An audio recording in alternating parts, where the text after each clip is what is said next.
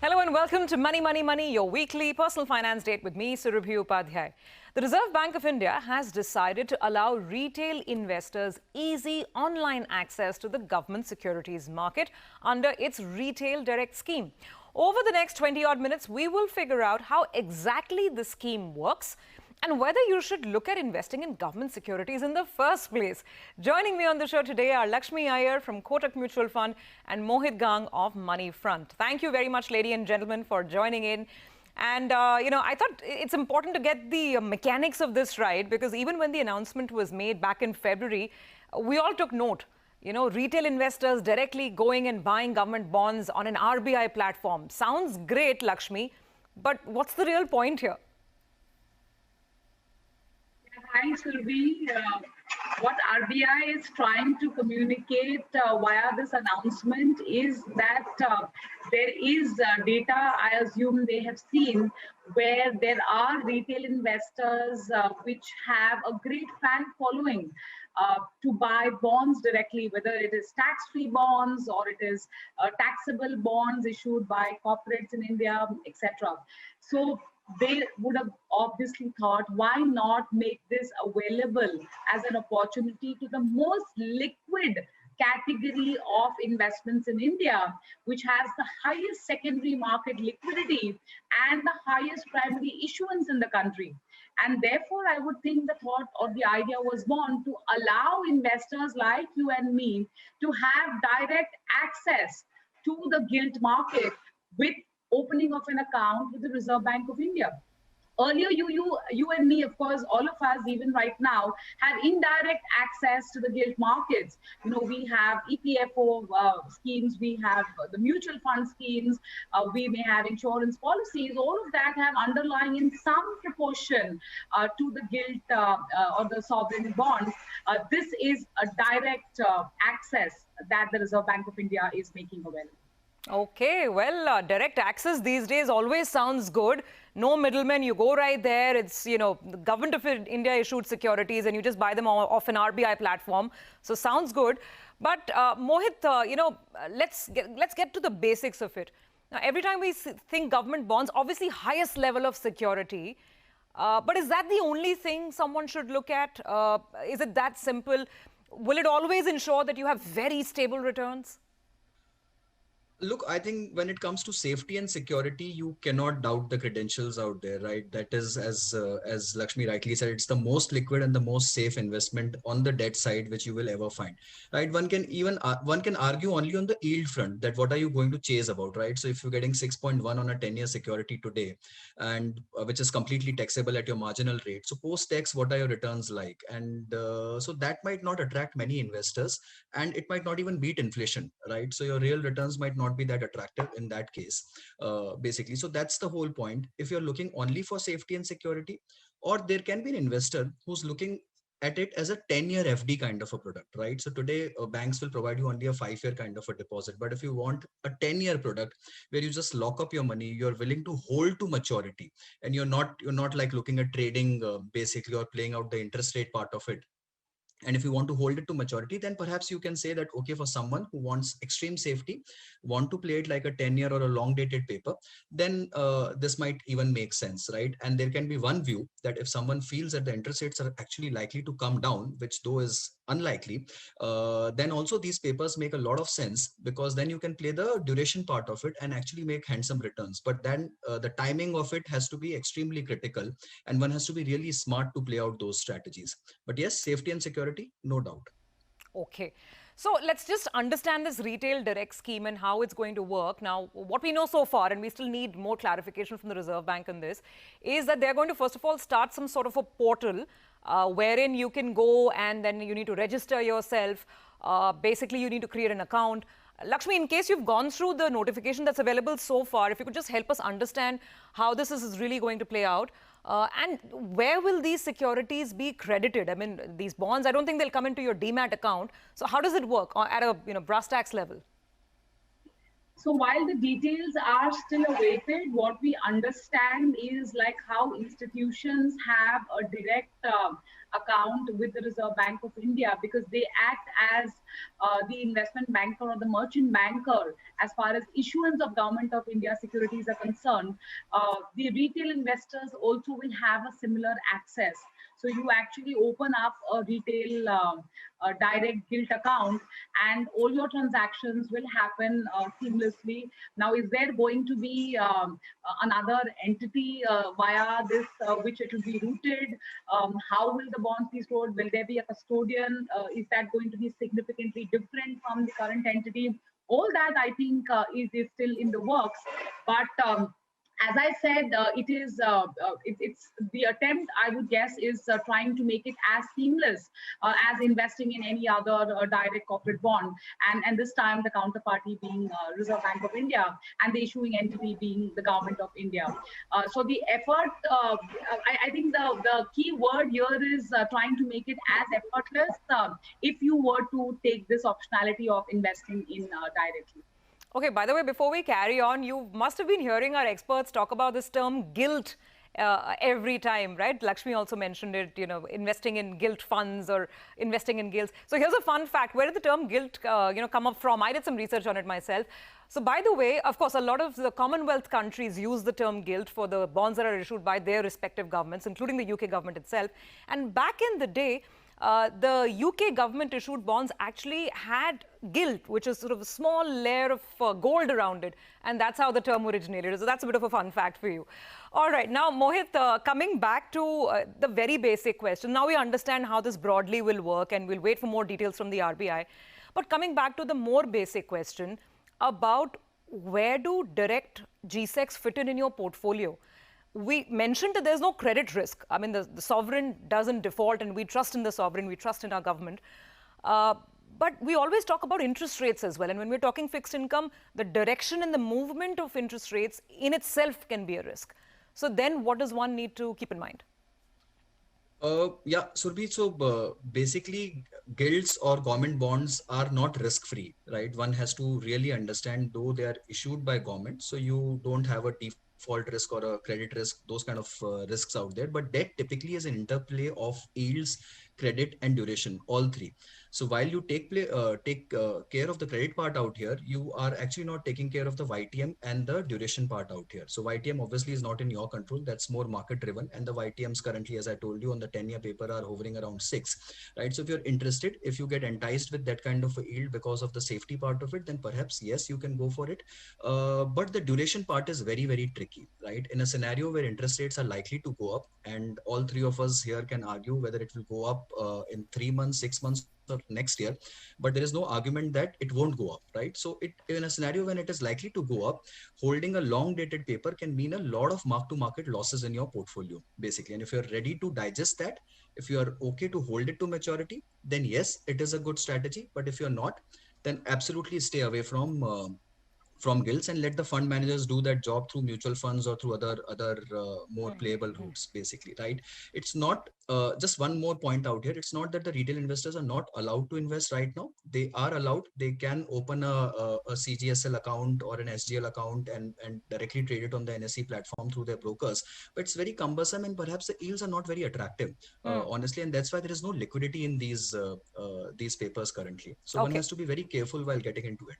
Sure, we'll talk about the other mechanisms of approaching this market in just a moment. But first, the more fundamental question. Lakshmi, I want to get your take on this as well. As Mohit just mentioned, if you're willing to hold till maturity, then get in.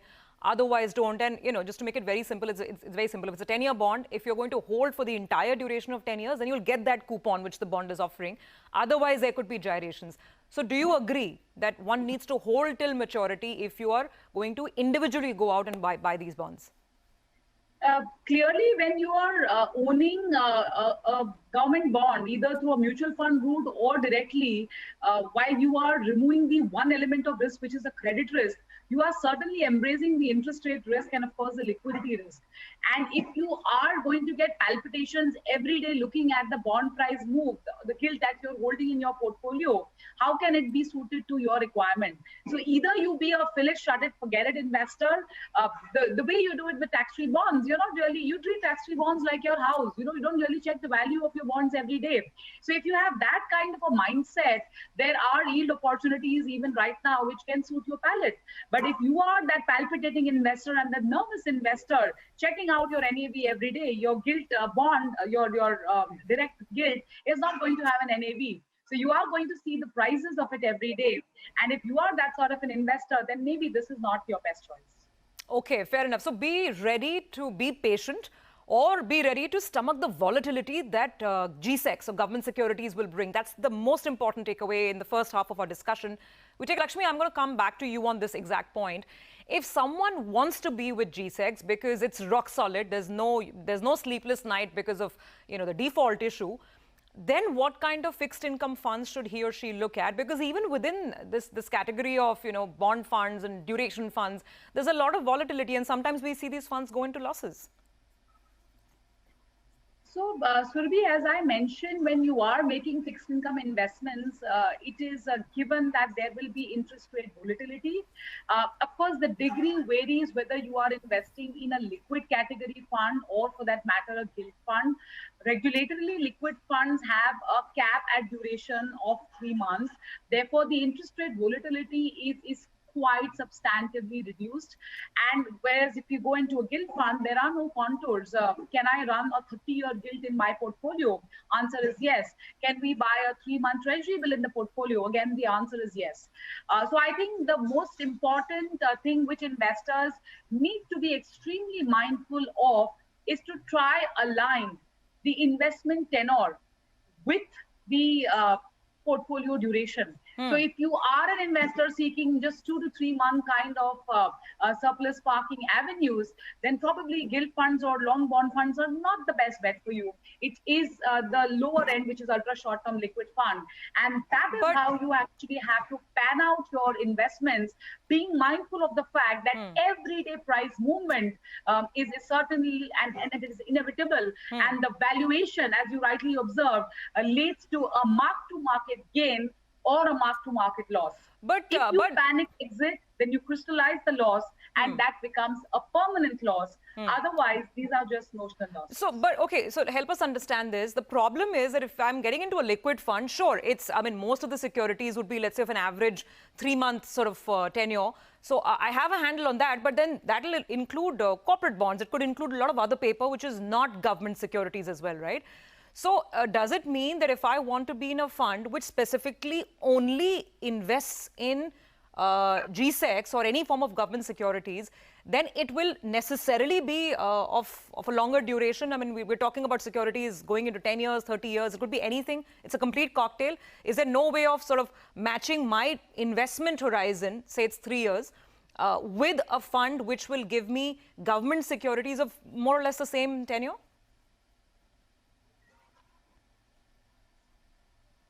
So that's Surabhi, currently, as I said, if you want only sovereign exposure, then we have gilt funds in the industry. They have a track record of existence of over 2 decades.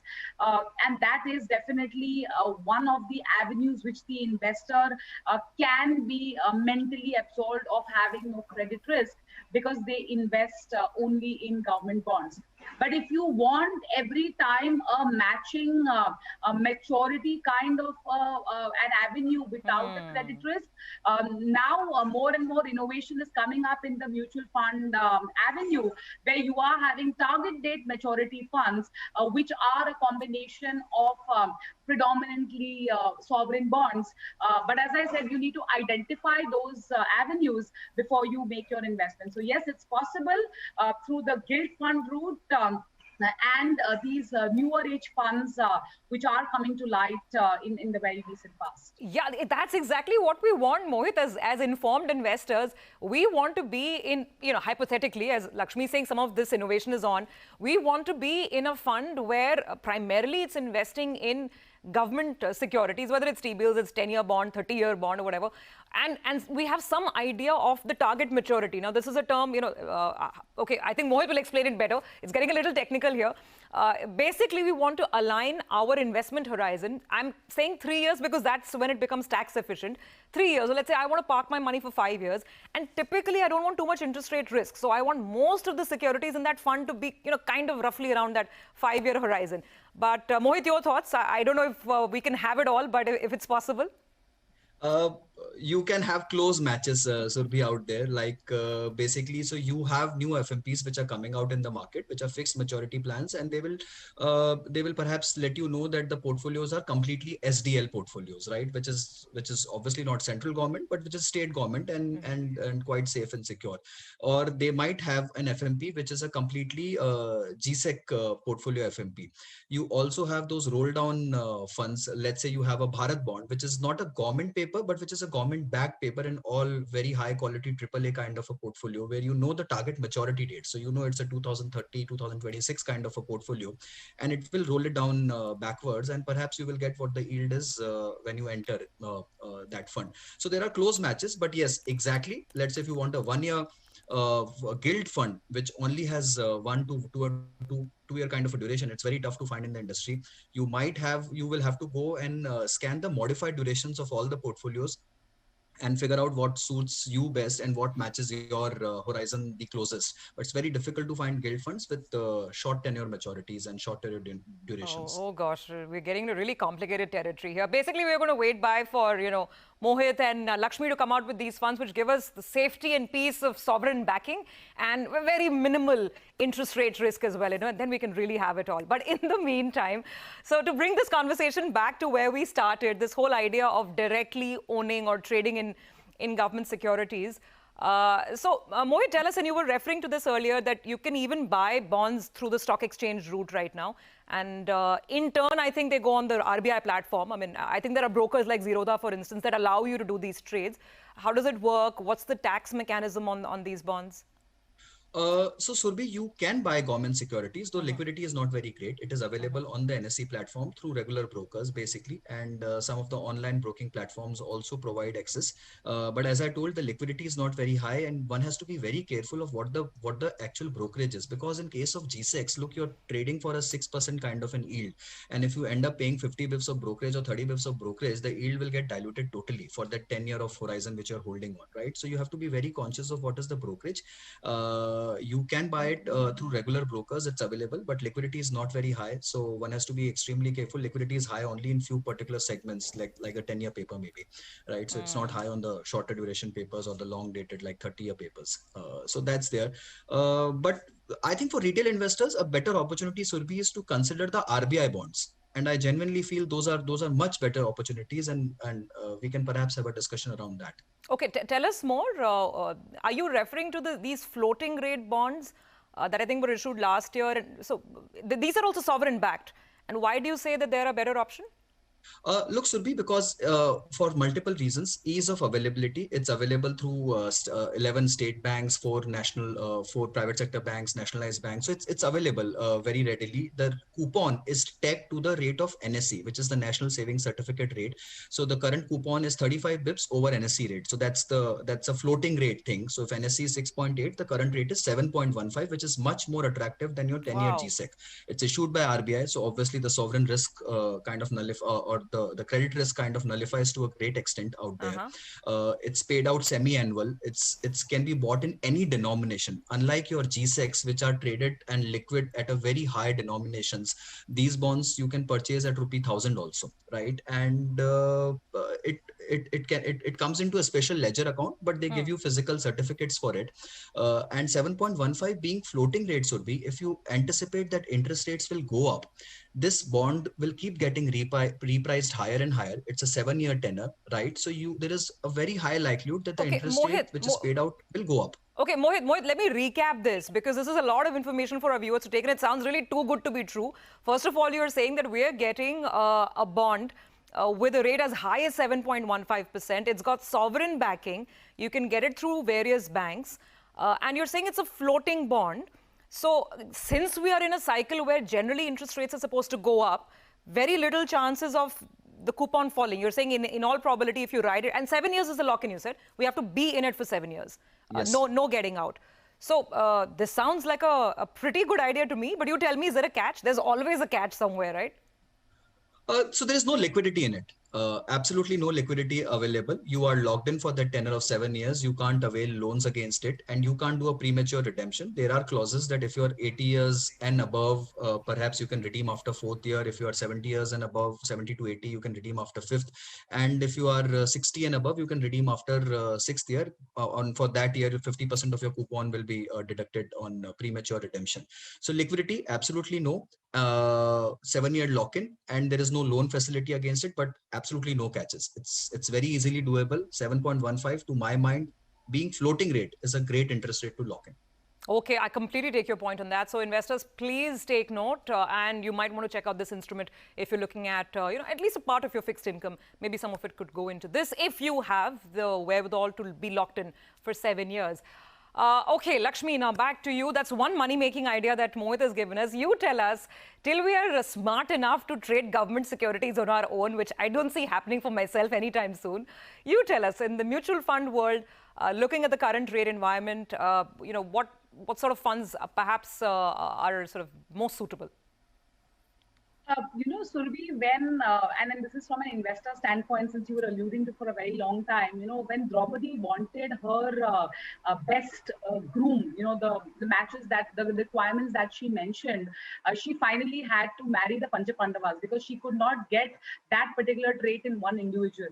Investing is pretty similar to that, so if you do not want any risk, if you do not want volatility, if you want the best quality, you want liquidity, to a large extent, can mutual fund schemes on the fixed income side take care of that aspiration? The answer is yes, but you will need to diversify. So clearly there is an option of the gilt fund for those investors who don't mind volatility but who want a risk-free status. You have floating rate funds available in mutual funds, which actually allow you to ride through an upward moving interest rate cycle. And likewise, you have the accrual or the carry funds, which focus on high-grade corporate bonds. So there is a mix and match possible. There is no one right answer. It's very important that you engage with your advisor. And Mohit has given some wonderful thoughts to ponder upon, and then get that holistic solution to your fixed income portfolio. But I think one watch-out factor is that ignorance in this case is not bliss. So it's very important to be mindful of what you want and make your allocations accordingly. Okay, so before we wrap, since there are 16 categories of debt mutual funds at last count, at least when I counted, which was about a year back, I don't know if more have cropped up, at least give us the category name. So if you are going to make that perfect cocktail, and I know, Lakshmi and I are both foodies, we love to talk in food lingo. So what's the perfect cocktail? Do gilt funds even fix in it or, fit in it or not? Is it just, short duration funds? Is it accrual? Name at least the 3 or 4 debt categories we need to look at. Is that question for me, Susan? Yes, Lakshmi, for you. So as I said, if you want absolutely no credit risk, but with a mindful of longer, higher volatility, then gilt is the way out. For every other investor, it is a combination of, I would say, a short-term category fund, a floating rate fund, and a PSU bond fund, which is the next best to a gilt category fund. So these are 2 or 3 categories which investors could consider in such an interest rate scenario. Okay, well, some very interesting notes to take back and, of course, work them on our table and look at our fixed income investments. Thank you very much, Mohit and Lakshmi, for joining us and enlightening us more about how to get the fixed income part of the portfolio right. Thanks very much. All right, and with that, we're out of time on this edition of Money, Money, Money. Thank you for watching and keep sending us your feedback. We'd love to hear from you, and we'll keep getting more interesting conversations in the coming weeks.